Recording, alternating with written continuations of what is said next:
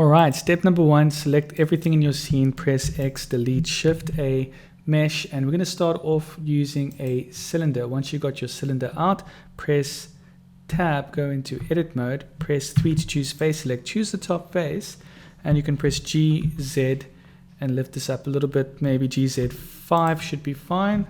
Numpad 1, yep, that looks fine. Next thing we want to do is press E to extrude. And let's press 1. And press Ctrl R to create a cut here. Make it nice and thin. Press Alt and select this area. Yeah, press 3 to choose faces, then Alt in this. And we're going to press S to scale this. Well, we're going to press E, S to scale this in. Do something like that. And then we're going to select this top face, press I to insert it a bit. Then we're going to press E to insert it inwards, maybe about that much. And we're going to zoom in here. We're going to press 2 for edge select, press Alt, select all these edges, press Ctrl B. If you want, you can scroll. And we are going for a sharp look with this model.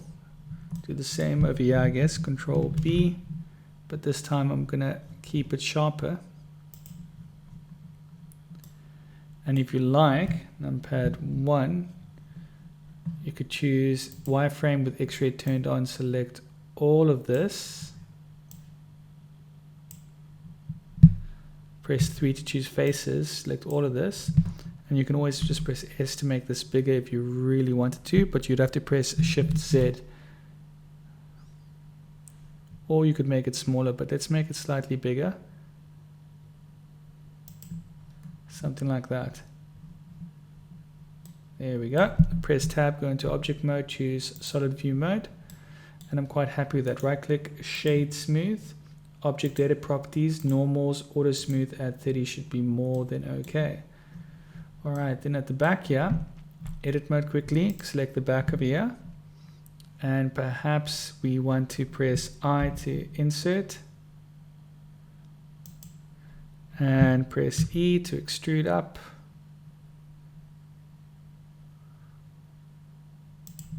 Ctrl B,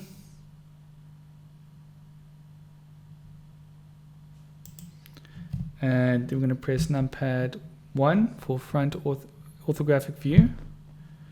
Press Tab, go into object mode.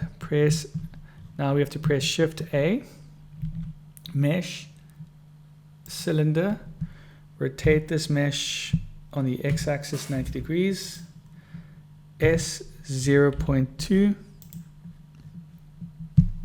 In fact, let's make it S 0.1, G, Z, bring it down to about here. Press numpad 3 for right orthographic view. Press S, Y, and just pull this out so it goes out on either end. Rename this cylinder cutter. Click on your main object, which we're going to rename, I guess, flashlight.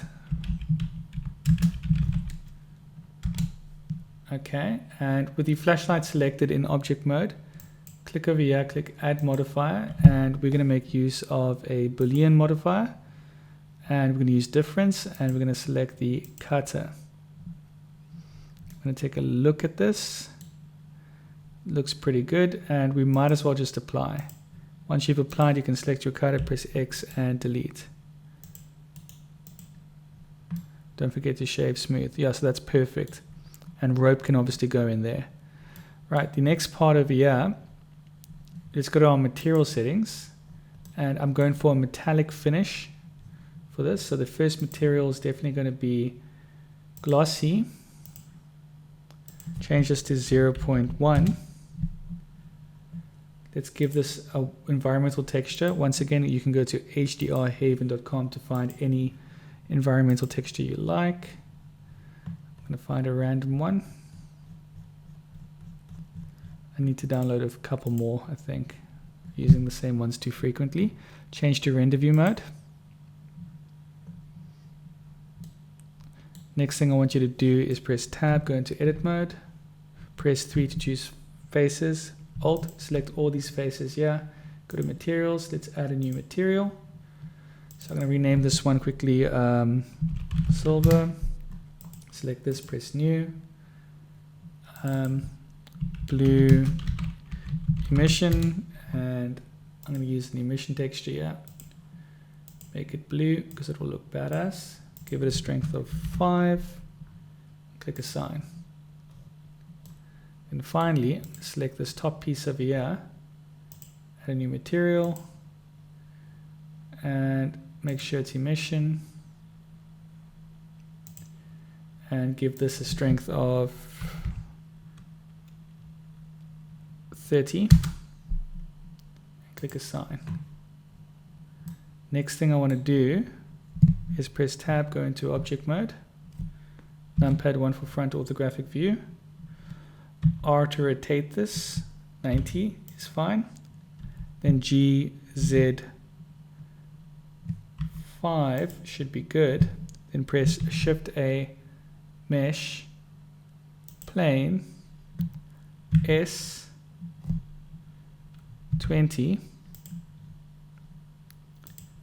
select this G, Z, -3, bring it closer to the ground, select this ground and give it a glossy texture as well, make this 0.2, then press shift A, mesh, and we're going to make use of a Suzanne, GZ3, GX, S3, right click, shade smooth, and give Suzanne a material, make it glossy as well because it always looks nice, 0.15, and let's make this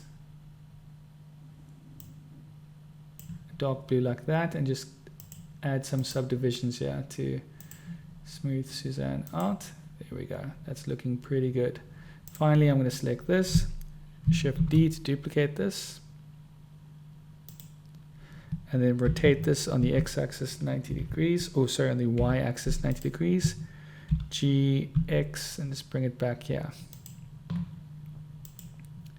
And now we can go to our render settings. We're on evee, ambient occlusion, bloom, screen space reflection. So this is what we have, and let's get a position that we like. Control Alt Numpad 0 for the camera. Oh, we have to add a camera. Shift A, camera, Control Alt Numpad 0, select your camera, press G just to move it in place where you want it. Something like this should be good. And what we could do with this light source here to make it even better, but I don't think we have to. Let me just select this light source quickly and make it 300. View this from this view, yeah, perfect. So currently, as it stands, you'll notice that none of the light is showing. So for the light to show on all these objects, we have to press Shift A, click Light Probe, and we want reflection selected, G, X, G, Z. Should be fine. Shift A. Oh, sorry, I just did the same thing. Shift A, plane, S20.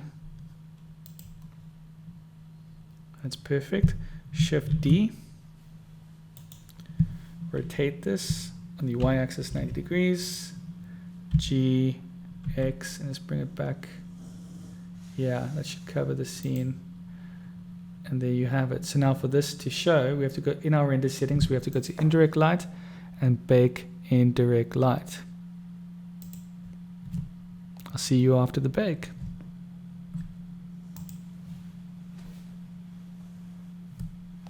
Pardon me, you do want to adjust your reflection cube. You can press S to scale it up, but choose your side and then just move it in place. Do not move it behind your object because you won't see anything. So currently in its current position, if I click bake indirect light, this is the result I get. So that looks pretty good. It's quite impressive. But we could play with this. We could press GX, bring this back a bit. Perhaps make this a little bit larger. Click bake indirect light. And we can view this from our lens. So it's not perfect, but it's still pretty good. Anyways, I hope you enjoyed this tutorial on how to model a simple flashlight and how to make a scene like this. Hope you enjoyed this tutorial. I'll see you in the next one.